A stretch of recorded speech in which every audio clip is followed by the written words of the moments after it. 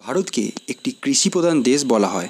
দ্বিজেন্দ্রলাল রায়ের ভাষায় ধনধান্য পুষ্প ভরা আমাদেরই এই বসুন্ধরা, তাহার মাঝে আছে দেশ এক সকল দেশের সেরা। কিন্তু বর্তমানে এগ্রিকালচার সেক্টর দিনের পর দিন কমছে। ভারতের জনসংখ্যার প্রায় 50% কম মানুষ কৃষিকাজের সঙ্গে যুক্ত। কিন্তু জিডিপিতে কন্ট্রিবিউশনের তুলনা করলে 15.96%, যা একসময় 33%-এর বেশি ছিল স্বাধীনতার পরবর্তীকালে। অর্থাৎ সবচেয়ে বেশি মানুষ যে পেশাতে যুক্ত সেই কৃষিকার্যে জিডিপিতে অবদান সবচেয়ে কম। এসবের কারণ কি? দেখুন বন্ধুরা, শুধুমাত্র জলবায়ু এর প্রধান কারণ নয়, সরকারের সঠিক পলিসি এর জন্যে সমানভাবে দায়ী। স্বাধীনতার পর থেকে কৃষকদের সঠিক পলিসি বানানো হয়নি। ভারতে সবচেয়ে অবহেলার পাত্র কৃষকরা। যে কৃষকরা আমাদের অর্থনীতির একটি প্রধান স্তম্ভ, যাদের জন্য আমাদের জিডিপি -23.9% হয়েছে, কৃষিকার্য সেখানে একমাত্র আশার আলো হয়ে না থাকলে হয়তো সংখ্যাটা -28 থেকে -30ও হতে পারত। যেখানে সমস্ত উন্নত দেশগুলি তাদের কৃষকদের উন্নত পরিকাঠামো, সঠিক মূল্য নিয়ন্ত্রণ পলিসি বানিয়েছে, সেখানে আমাদের দেশে কৃষকদের ঋণ মুকুব নিয়ে শুধু রাজনীতি হয়েছে, যার ফলস্বরূপ নিত্যদিন কয়েকশো কৃষক আত্মহত্যার পথ বেছে নিতে বাধ্য হচ্ছে। স্বাধীনতার থেকে বর্তমান সময় অবধি কৃষকদের আয় বৃদ্ধি পেয়েছে মাত্র 21%, যেখানে সরকারি কর্মচারীদের আয় বৃদ্ধি পেয়েছে 180%, এমনকি শিক্ষকদের আয় প্রায় 200% বৃদ্ধি পেয়েছে। আজ যদি কৃষকদের আয় 180 থেকে 200% বৃদ্ধি পেত, উল্টো দিকে সরকারি কর্মচারী ও শিক্ষকদের আয় 21% বাড়ত, তাহলে শিক্ষকদের ও সরকারি কর্মচারীও আত্মহত্যার পথ বেছে নিত না, তার গ্যারান্টি কে দিতে পারে? এই সমস্ত কারণেই কৃষকদের আত্মহত্যার সংখ্যা ক্রমশ বেড়েই চলেছে। কৃষকদের ছেলে কৃষক হতে চায় না, কারণ তারাও জানে কৃষি ব্যবস্থার হাল। এই কৃষিকার্য সেক্টরকে বাঁচাতে এবং কৃষকদের আমদানি বাড়াতে 3 অধ্যাদেশ অর্থাৎ অর্ডিন্যান্স বা বলতে পারেন ফার্মার্স বিল 2020 নিয়ে এসেছে কেন্দ্রীয় সরকার। নমস্কার বন্ধুরা, আজ আমরা এই ভিডিওটিতে জানব কেন্দ্রীয় সরকারের আনা 3টি অর্ডিন্যান্স সম্পর্কে। সাথেই আলোচনা করা হবে এর লাভ ও লোকসান সম্পর্কে, এবং জানব কেন কৃষকরা প্রোটেস্ট করছে, যখন এই বিল তাদের ভালোর জন্যই আনা। সমস্ত কিছু জানতে ভিডিওটি শেষ অবধি দেখুন। আমাকে ফলো করতে পারেন ফেসবুক, ইনস্টাগ্রাম, টুইটারে, নিচে ডেসক্রিপশন বক্সে লিঙ্ক দেওয়া আছে। ভারতবর্ষে কৃষকরা প্রধানত 3 উপায়ে তাদের ফসল বিক্রি করে: স্থানীয় বাজারে, এপিএমসি এবং এমএসপি দ্বারা। লোকাল মার্কেট অর্থাৎ কৃষকরা তার আশেপাশে স্থানীয় বাজারে তাদের ফসল বিক্রি করতে পারে। এপিএমসি অর্থাৎ এগ্রিকালচার প্রডিউস মার্কেট কমিটি অ্যাক্টের মাধ্যমে কৃষক তার ফসল রাজ্য সরকার দ্বারা প্রস্তুত মান্ডিতে বেচতে পারে। এছাড়া এমএসপির মাধ্যমে ভারত সরকার কৃষকদের কাছ থেকে ফসল কেনে, যা পিডিএসের মাধ্যমে সেই খাদ্য গরিব মানুষদের মধ্যে রেশন দোকানের মাধ্যমে বিতরণ করা হয়। আপনাদের হয়তো দেখে মনে হতেই পারে যে কত ভালো পলিসি, কিন্তু বন্ধুরা, আসল চিত্র কিন্তু সম্পূর্ণ আলাদা। ভারতের কৃষকরা আজও গরিব। ব্রিটিশ শাসনকালে তারা ভারতকে যতটা সম্ভব লুটেছে। তার পরবর্তীকালে দেশ স্বাধীনের পর জমিদারেরা গরিব চাষিদের শোষণ করেছে। বেশি সুদে ঋণ দেওয়া হতো, যা গরিব চাষি কখনোই শোধ করতে পারত না। এই সমস্যার সমাধানে এপিএমসি অ্যাক্ট আনে ভারত সরকার। এপিএমসি অ্যাক্টের মাধ্যমে প্রত্যেক রাজ্যে মান্ডি গড়ে তোলা হয় এবং কৃষকদের বলা হয় আপনারা আপনাদের ফসল মান্ডিতে বেচতে পারেন। তাদের সাহায্যের জন্য কি সরকার স্বীকৃত কিছু মিডলম্যান রাখা হয়। তাদের অনেক রাজ্যে আর্থিয়া বলা হয়, কারণ বেশিরভাগ কৃষক স্বাক্ষর না হওয়ায় এই সমস্ত মিডলম্যানরা কৃষকদের কাছ থেকে ফসল কিনে বায়ার্সদের বিক্রি করত। সরকার এদের এই জন্য রেখেছিল যাতে গরিব চাষি তাদের ফসলের সঠিক দাম পায় এবং বেশি লাভ করতে সক্ষম হয়। এই কাজের জন্য তাদের 2.5% কমিশন নির্ধারিত করা হয়, কিন্তু বাস্তবে তা হয়নি। এই সমস্ত মিডলম্যান নিরক্ষর চাষিদের শোষণ করতে শুরু করে এবং তাদের ঠকিয়ে তাদের কাছ থেকে কম দামে ফসল কিনে সেই ফসল বেশি দামে বায়ার্সদের বিক্রি করতে থাকে। এর ফলে কৃষক গরিব তো গরিব থেকে যায়, উল্টো দিকে বায়ার্সরাদের বিক্রি করে সেই মিডলম্যানরা বড়লোক হয়ে যায়। ভারতে আজও এ সমস্ত কারণে 84% কৃষক স্থানীয় বাজারে তাদের ফসল বিক্রি করে। এখানে যতটা না সরকার দায়ী, তার থেকেও বেশি দায়ী সুযোগ সন্ধানী সরকারি কর্মচারী। এরপর ভারত সরকার এমএসপি নিয়ে আসে, যেখানে 24 রকম ক্রপসকে সিলেক্ট করা হয় এবং তাদের মিনিমাম প্রাইস সেট করা হয়। এই প্রাইসে ভারত সরকার ডাইরেক্ট কৃষকদের কাছ থেকে ফসল কিনতে শুরু করে এবং তা স্টক করতে শুরু করে। কিন্তু ভারতের মাত্র 6% কৃষক এমএসপির সুযোগ সুবিধা নেয়। বাকি 94% কৃষক এই সুযোগ নেয় না। তারা এপিএমসি অথবা লোকাল মার্কেটে তাদের ফসল বিক্রি করে। এমএসপির ব্যর্থতার জন্য অনেকাংশ দায়ী ফুড কর্পোরেশন অফ ইন্ডিয়ার কর্মচারীরা। অবশ্যই এই পলিসি কৃষকদের জন্য খুবই ভালো, কিন্তু এখানে সরকারি কর্মচারীদের করাপশান শুরু হয়ে যায়। যখন গরিব কৃষক ফুড কর্পোরেশন অফ ইন্ডিয়ার কোনো ব্রাঞ্চে তাদের ফসল বিক্রি করতে যায়, তাদেরকে তাড়িয়ে দেওয়া হয় এবং বলা হয় স্টক করার মতো জায়গা নেই। এরপর ওই সমস্ত আধিকারিক মান্ডি থেকে তুলনামূলক অনেক কম দামে ওই ফসল কিনে এনে তা মজুত করে রেখে দেয়।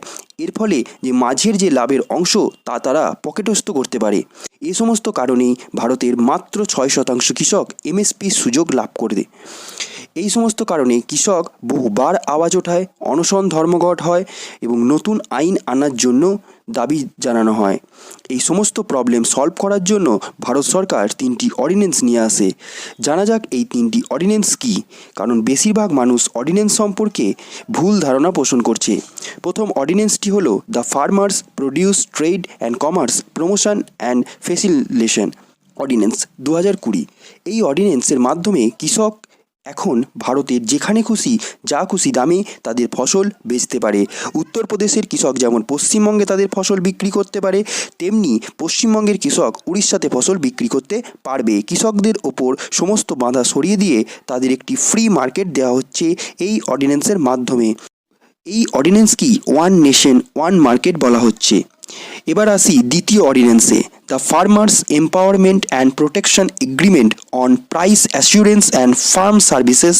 এই অর্ডিন্যান্সের সাহায্যে কৃষক কন্ট্রাক্ট ফার্মিং করতে পারে। কন্ট্রাক্ট ফার্মিং অর্থাৎ কৃষকরা কোনো ব্যবসায়ীর সাথে কন্ট্রাক্ট সাইন করতে পারে। ধরুন লেস কোম্পানি, সবাই নাম শুনেছেন, বিখ্যাত চিপস প্রস্তুতকারক সংস্থা। সেই চিপস প্রস্তুতকারক সংস্থা লেস এসে কোনো এক কৃষককে বলল যে তুমি যত আলু চাষ করবে সমস্ত আলু আমি কিনে নেব। অর্থাৎ এখানে কৃষকদের কাছে ফসল বিক্রি করার নতুন একটি অপশন চলে আসছে, কারণ এখানে কৃষক চাষের পূর্বেই ফসলের দাম নির্ধারণ করতে পারছে নিজস্বভাবে, যাতে তাদের চিন্তার ভাগ কিছুটা হলেও কমতে পারে। এরপর আসা যাক তৃতীয় এবং শেষ অর্ডিন্যান্সে, the essential commodities amendment act 2020। Essential commodities act 1955 সাল থেকে চলে আসছে, যার পরিবর্তনের বহুবার দাবি ওঠে, কিন্তু 65 সালে কোনো পরিবর্তন করা হয়নি। এসেন্সিয়াল কমোডিটি অ্যাক্ট 1955 সালে আনার প্রধান কারণ ছিল কালোবাজারি বন্ধ করা। কারণ স্বাধীনতার পরবর্তীকালে ফসলের উৎপাদন কম হতো এবং চারিদিকে দুর্ভিক্ষ মহামারী লেগেই থাকতো, কিন্তু সেই সময়েও কিছু মানুষ কৃষকদের কাছ থেকে ফসল কিনে স্টক করে রাখতো এবং সেই সমস্ত ফসল তখন বিক্রি করা হতো যখন তার চাহিদা অনেক বেশি কিন্তু সাপ্লাই অনেক কম, যাতে তারা অনেক বেশি লাভ করতে পারে। এই সমস্ত বন্ধ করতে ভারত সরকার এই অ্যাক্ট এনেছিল। এই অ্যাক্টের মাধ্যমে বলা হয় কোনো মানুষ একটি লিমিটের বেশি খাদ্যশস্য মজুত করতে পারবে না, কিন্তু ভারত সরকার নতুন এই অর্ডিন্যান্সের মাধ্যমে তা পরিবর্তন করতে চাইছে এবং সমস্ত লিমিট সরিয়ে নেওয়া হবে এবং বলা হচ্ছে যতক্ষণ না পর্যন্ত কোনো ডিজাস্টার যেমন দুর্ভিক্ষ, যুদ্ধ বা অস্বাভাবিক মূল্যবৃদ্ধি এই সমস্ত কন্ডিশন না হয়, ততক্ষণ পর্যন্ত কোনো মানুষ ফসল স্টক করতে পারবে যত খুশি। কিন্তু যখন কোনো ডিজাস্টার বা এমার্জেন্সি সিচুয়েশন আসবে, তখন পুনরায় স্টোরেজ লিমিট নির্ধারিত হবে, যাতে এমার্জেন্সি সিচুয়েশনে ফসলের দাম না বাড়ে। যে সমস্ত এসেন্সিয়াল কমোডিটিসের কথা বলা হচ্ছে তার উৎপাদন 1955 সালে কম ছিল। তখন ওই অ্যাক্ট আনার যথেষ্টই কারণ ছিল, কিন্তু বর্তমানে ওই সমস্ত ফসল উৎপাদন এবং তার রপ্তানিতে ভারত কোনো ক্ষেত্রে প্রথম স্থান, কোনো ক্ষেত্রে দ্বিতীয় স্থান লাভ করছে। তাই এই অ্যাক্ট পরিবর্তন করা আর না করা প্রায় সমান। এবার আসা যাক প্রবলেমসে। কেন কৃষক অর্ডিন্যান্সের বিরোধিতা করছে যখন এই অর্ডিন্যান্স তাদের ভালোর জন্যে? অনেক রাজ্যে বিশেষ করে পাঞ্জাব ও হরিয়ানাতে বিক্ষোভ বেশি হচ্ছে, কারণ তাদের প্রধান চিন্তা ভারত সরকার স্টোরেজ লিমিট সরিয়ে নিচ্ছে, অর্থাৎ ভারত সরকার এমএসপি দ্বারা ফসল কিনবে না। এবং জবাবে ভারত সরকার কিন্তু বলেছে এরকম কিছু হবে না, ভারত সরকার এমএসপিতে যেমন ফসল কিনছে সেরকমই কিনবে।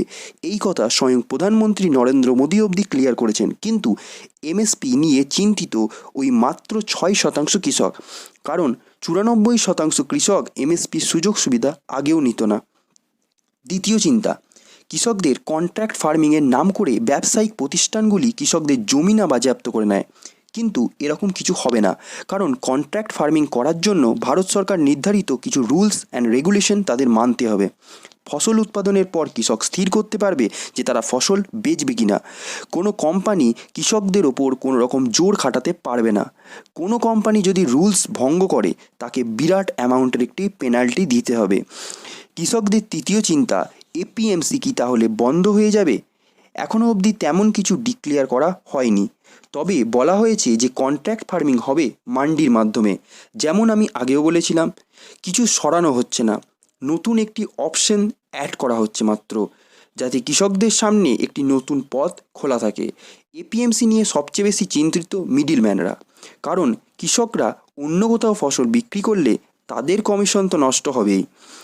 এই অর্ডিন্যান্স নিয়ে পলিটিক্সও খেলা হচ্ছে চরমে, যা ভারতবর্ষে একটি পরম্পরা হয়ে গেছে।